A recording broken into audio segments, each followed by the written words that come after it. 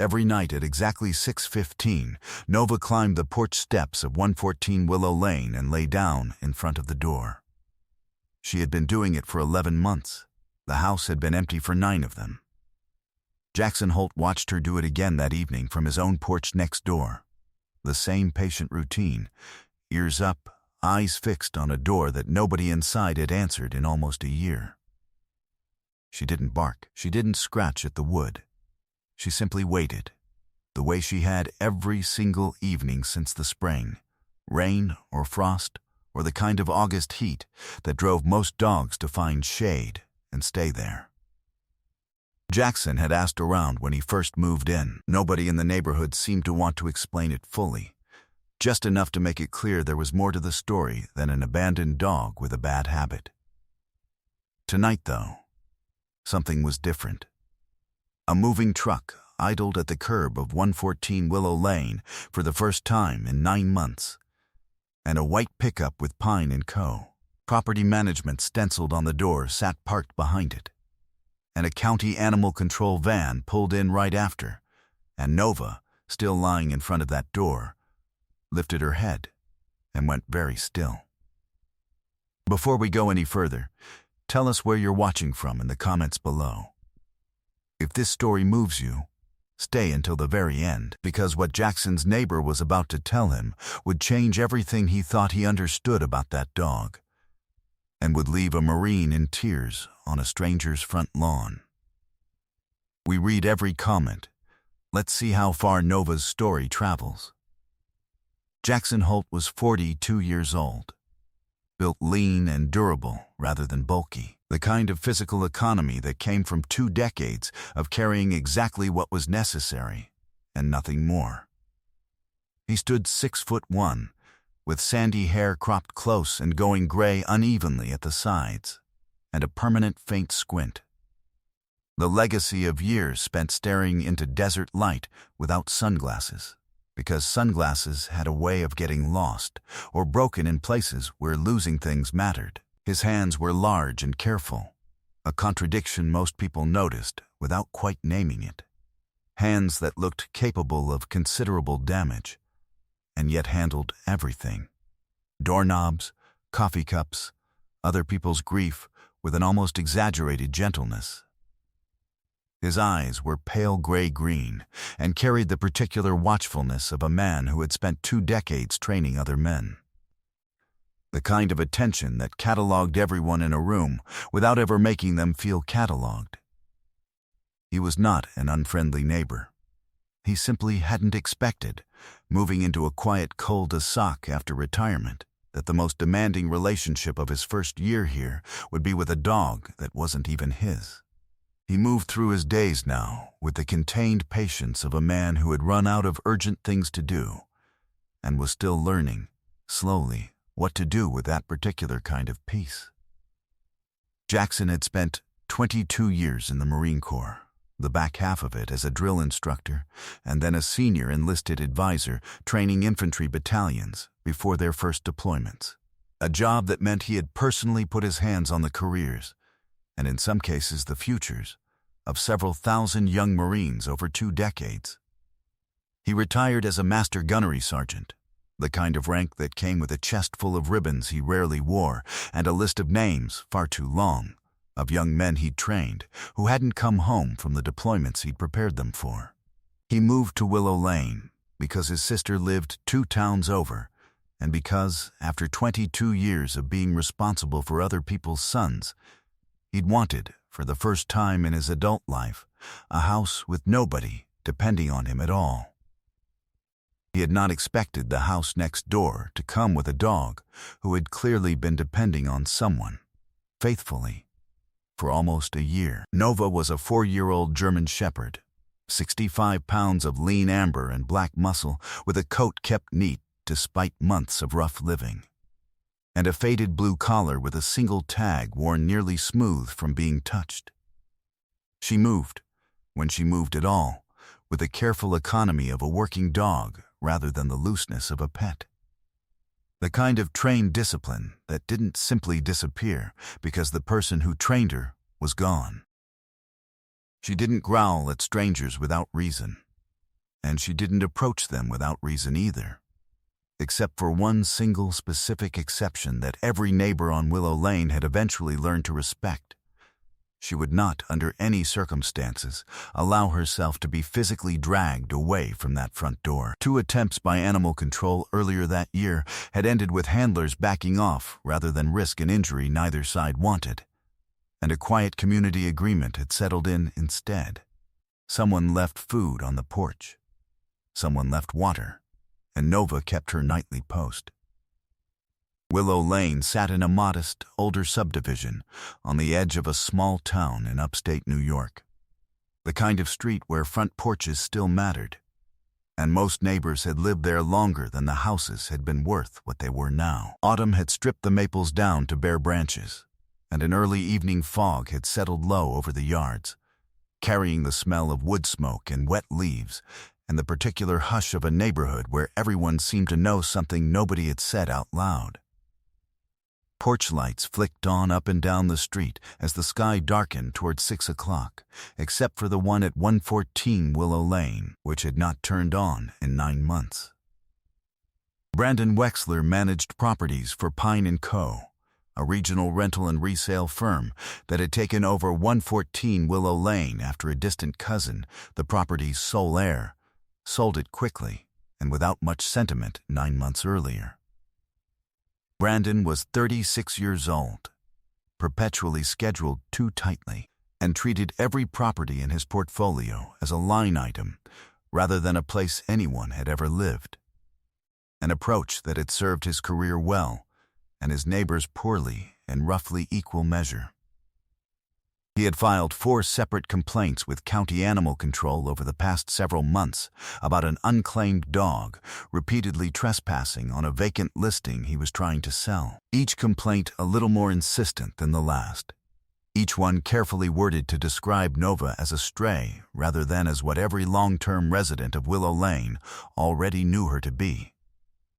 Animal control, after the second failed attempt to physically remove her, had quietly classified her case as a potential bite risk pending a final pickup, language that, on the county's books, often preceded euthanasia rather than rehoming once a dog had been deemed too difficult to safely relocate. Brandon didn't know who Nova had belonged to. He had never bothered to ask. He simply wanted the listing photographs to stop having a German Shepherd lying across the front steps in every single one of them. Ruth Albright was 78 years old and had lived on Willow Lane for 40 years, long enough to have watched the boy at 114 grow up 2 doors down from her own porch, ride his bike past her mailbox every summer afternoon, and eventually leave for basic training with a duffel bag over his shoulder and Nova trotting beside him on the leash the day he brought her home as a puppy. She had kept an eye on that house out of habit more than obligation since he died, the way a person watches over the things that belong to someone they loved even after that person is gone. She had tried, twice, to take Nova in herself, but her own small apartment, after a fall the previous winter, forced her out of the house and into assisted living 2 streets over, didn't allow large dogs, and the loss of that possibility sat on her now alongside everything else she'd already lost that year. Jackson was off his porch and across the yard before the animal control officer had finished unlatching the rear of the van.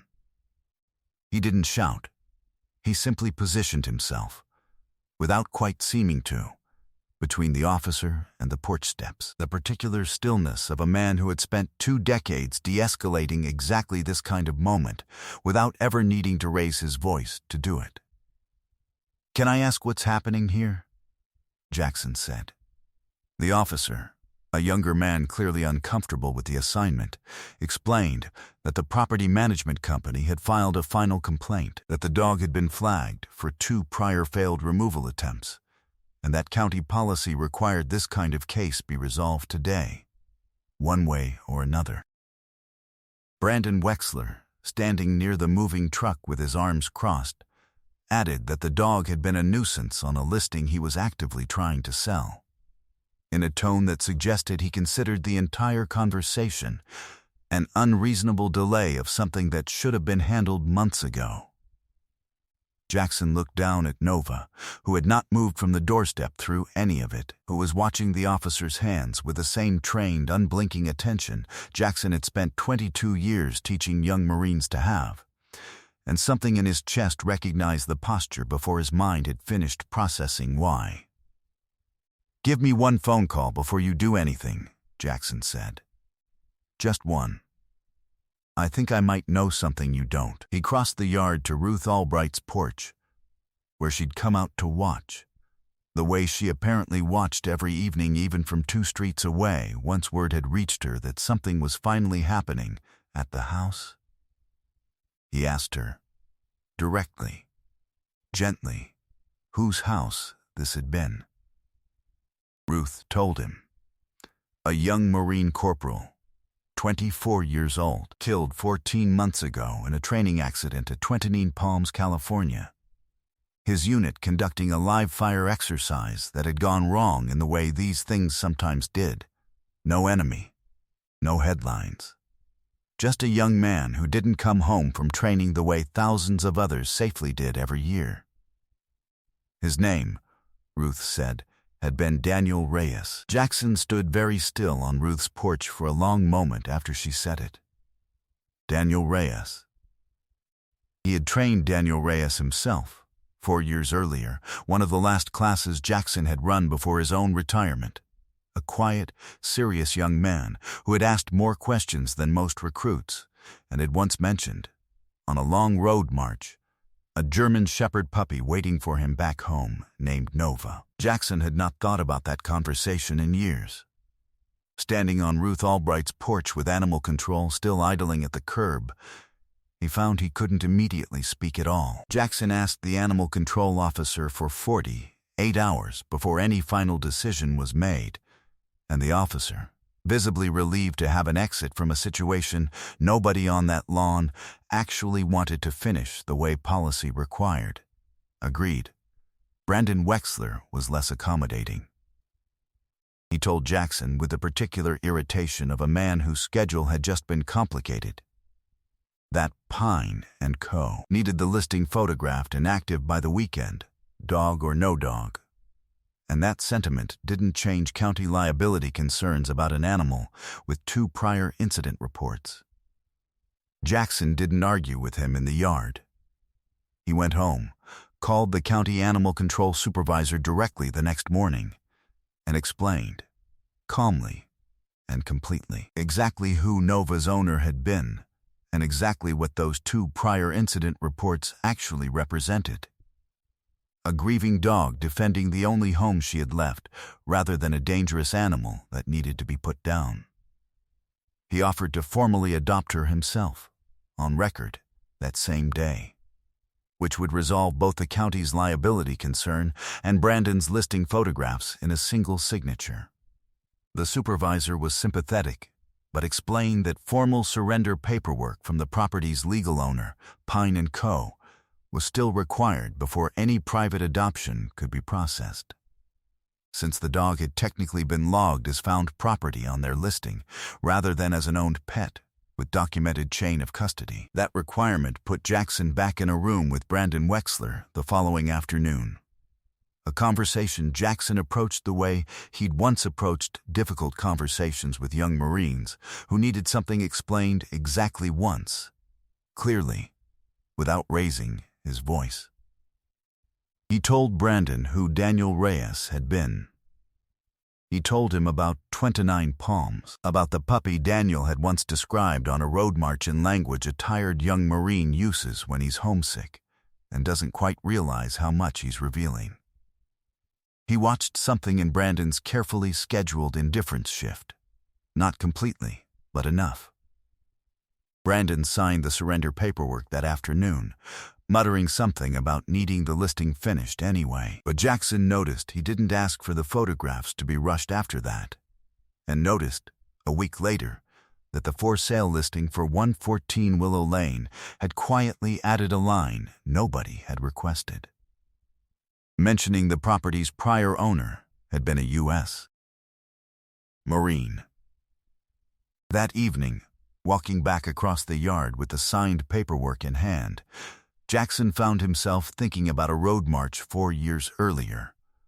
About a tired, serious young recruit talking about a German Shepherd puppy back home.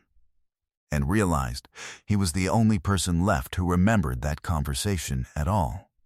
Which meant, in some strange and quietly important way, that he was the only person who could carry it forward now. The crisis came 2 days before the surrender paperwork could be fully processed, when a moving crew, unaware of the agreement Jackson had reached with Brandon and the county, arrived to finish clearing out the last of the house's furniture and startled Nova badly enough that she nipped at a crew member's sleeve when he tried to physically move her off the porch to get a dolly through the doorway. The injury was minor, barely breaking skin, but it was exactly the kind of incident report that could undo, instantly, every careful conversation Jackson had spent the past 2 days having. The county supervisor called him within the hour, her voice apologetic but clear, explaining that a documented bite, even a minor one, triggered an automatic 10-day quarantine hold and a mandatory safety review that could still end in euthanasia regardless of any pending adoption paperwork. If the review board determined the dog posed an ongoing risk, Jackson drove to the county shelter that same afternoon and asked to see the review board chair directly rather than wait for a scheduled hearing date that wouldn't come soon enough. He brought Ruth Albright with him. Brought a printed photograph Ruth had kept of Daniel Reyes in his dress blues with Nova as a puppy at his feet. And brought, because he'd spent the previous night tracking it down, a letter from Daniel's training company commander confirming Jackson's own service record and his first-hand knowledge of Nova's history and temperament. Before any of this had happened, he explained, with the same calm, methodical clarity he'd used his entire career, that a 4-year-old working dog defending the only home she had left from an unannounced stranger trying to physically move her was not the same thing as a dangerous animal, and that the board had an opportunity right now to get this decision right before it became one more story about a system that failed a fallen Marine's dog the same way it had sometimes failed the Marines themselves.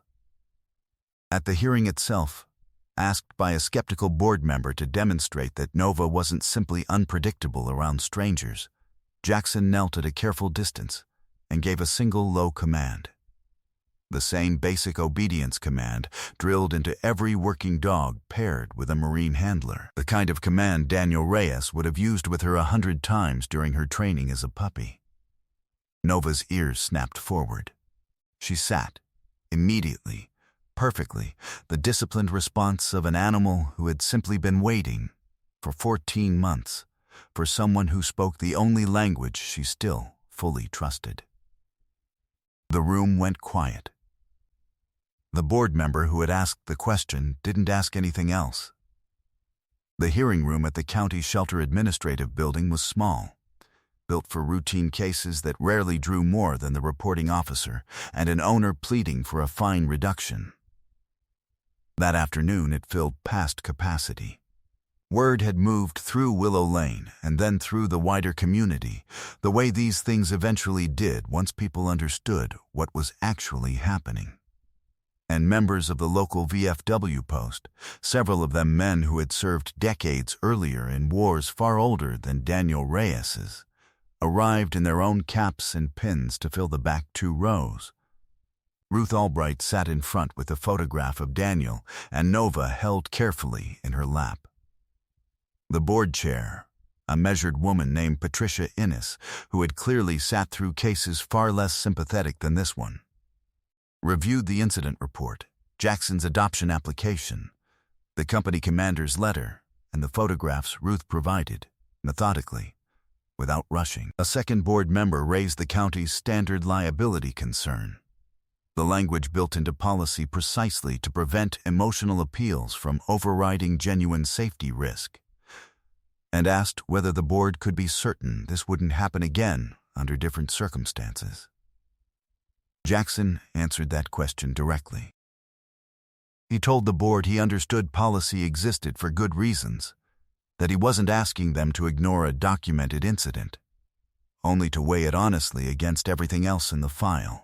A 4-year-old dog who had waited at a dead Marine's door for 11 months without a single unprovoked incident, who had been startled by an unannounced stranger inside what she still considered her post, and who, given a single familiar command from someone who understood her training, had responded instantly and without hesitation. He told them he was prepared to complete any additional behavioral evaluation the board required, at his own expense, and to accept full legal responsibility for her going forward. Patricia Innes pulled the board. The vote to approve the adoption and close the safety review came back unanimous, with a formal note added to the file, recommending the county revise its incident classification policy for working and former service-affiliated dogs going forward, language that, 6 months later, would actually become a permanent change to county procedure. Brandon Wexler hadn't planned to attend. He showed up anyway, near the end, standing quietly near the back of the room, and approached Jackson afterward, not with an apology exactly, but with something close to one, mentioning that he hadn't fully understood, when this all started, what he'd actually been trying to remove from that porch.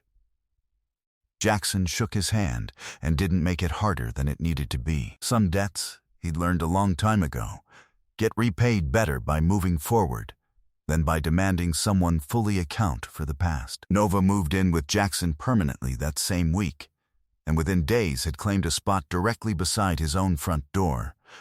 Not the old habitual post at 114 Willow Lane, but a new one, close enough that she could still see the old house from the porch steps if she ever needed to. Jackson noticed, slowly, over the following months, that she checked that direction less and less often as the year went on, the particular healing of a creature who has finally found a place worth staying for. He drove to Twentanine Palms himself that spring, the first time he'd been back to the base in years, and stood for a long while in front of the memorial wall where Daniel Reyes's name had been added the year before, a name among many that most visitors walked past without recognizing. Jackson left a folded photograph at the base of the wall, Nova sitting beside the front steps of 114 Willow Lane, taken the week before she'd come to live with him, and told Daniel, out loud, in the empty desert quiet, that his dog had waited exactly as long and exactly as faithfully as anyone could have asked, and that she was home now. Ruth Albright came to visit most Sundays, the same way she'd once watched over the empty house out of habit. Except now she sat on Jackson's porch instead, drinking coffee and scratching Nova's ears, and the county's new policy on service-affiliated animals, the one the review board had quietly recommended, went into effect that same autumn. Name at Patricia Innes's own insistence, after the dog whose case had prompted it. Sometimes loyalty outlives the person who earned it, and waits, patiently, at a door that will never open again, until someone finally understands what that waiting means. God does not always send comfort through words. Sometimes he sends it through an animal who refuses, against every reasonable instinct to move on, to stop believing someone is coming home. Daniel Reyes trained a puppy to sit and stay long before either of them understood how literally she would one day take that command. In the end, it was a Marine he had once trained beside, returning that same discipline back to her, who finally understood what 14 months of waiting had actually been trying to say. If Nova's story moved you, share it with someone who still believes loyalty is worth protecting, even after the person it was given to is gone. Leave a comment and tell us where you're watching from, and if an animal has ever waited for you longer than you deserved. We want to hear that story too. Stories like this only travel as far as we're willing to carry them, and if you believe in loyalty that outlasts loss, in justice that finally listens when someone explains what's really happening, and in the quiet, unbreakable patience of a dog who refuses to stop waiting, please subscribe so you never miss the next one. May God bless every Marine still remembered by the ones who love them, and every dog who refuses to let that memory fade.